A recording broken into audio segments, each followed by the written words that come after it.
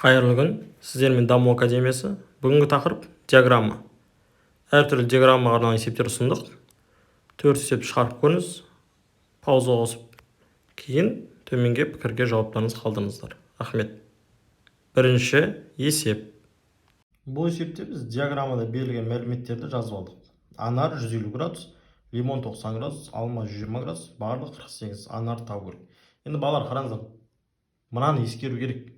Кез келген диаграммадағы мына толық шеңбер егер градуспен жазсақ, ол 360 градус болады. Себебі толық бұрыш ол 360 градус.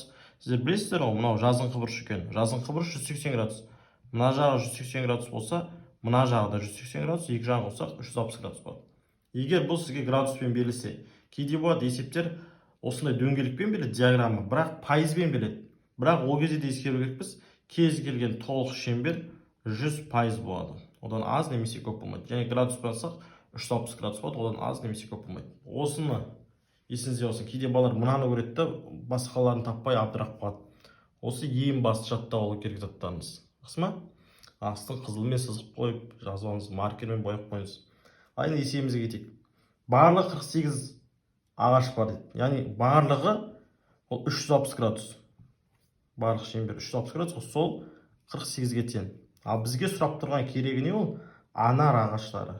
Анар ол неше? 150 градус. 150 градус x деп пропорция сұрамыз. Мына x табу үшін істейміз. Бөлшек сызамыз. X-ге қарама ағаш тұрған санды бөлшектің бөліміне жазамыз. Ал үстінде және жанында тұрған сандарды бөлшектің үстіне көбейтіп жазамыз. 150 көбейту 48.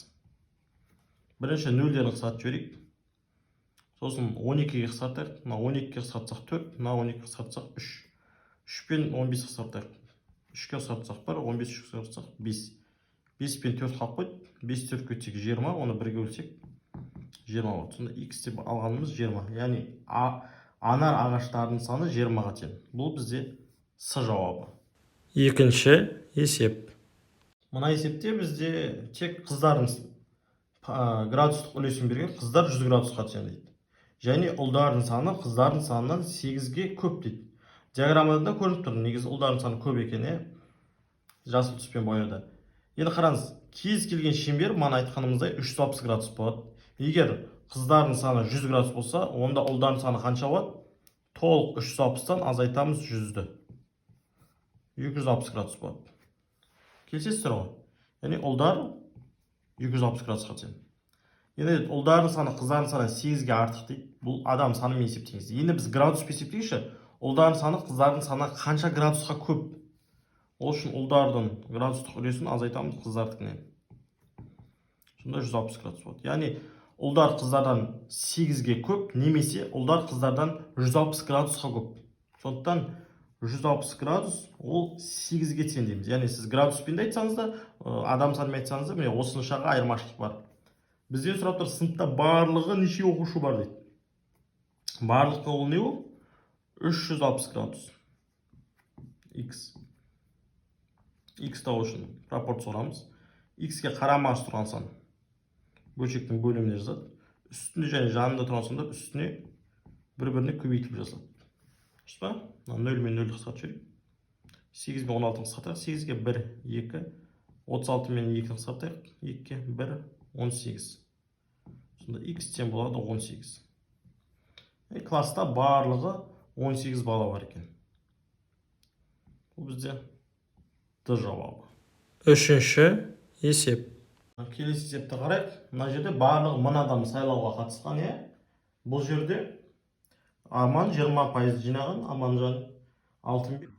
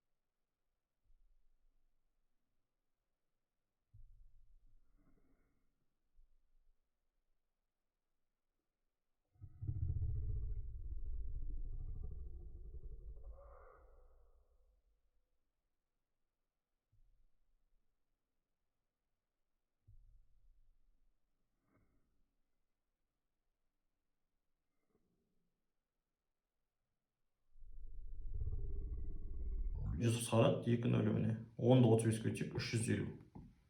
Айдардың дауысы сонда жинаған 350-ге тең. Бұл бізде Д жауабы. Төртінші есеп. Мына есепте бізде диаграммада түскі ас берілген, канцелярлық бұйым берілген, градуспен және жол ақысы берілген, бірақ бұл ақшамен берілген. Енді қараңыз, кез келген диаграмма ол 360 градус дедік қой. Осы заңдылыққа сүйенсек, бізде жол ақысы қаншаға тең болады? 360-тан шегереміз, 120 мен 150-ді қосып, дұрыс па? 120-ға 150-ді қоссақ 270 болады. 360-тан 270 азайтсақ болады 90 градус. Сонда бізде жол ақысы 90 градусқа тең. 900 теңге тең 90 градусқа. Жақсы ма? Бізде сұрап тұр, түскі ас қанша теңге дейді? Түскі ас ол бізде 120 градус. 120 градус x теңге. Мына жерден біз нені шығарамыз? Пропорцияны шығарамыз. X табу үшін бөлшек саламыз. X-ге қарамастан бөлшектің бөлімінде болады. Алымында үстіндегі және жанындағы сандар көбейтіліп тұрады. 900 көбейтілген 120. 90 мен 900 қарады 1 10. 10-ды 120-ға көйтсек 1200 болады. 1200 теңге. Бұл бізде С жауабы.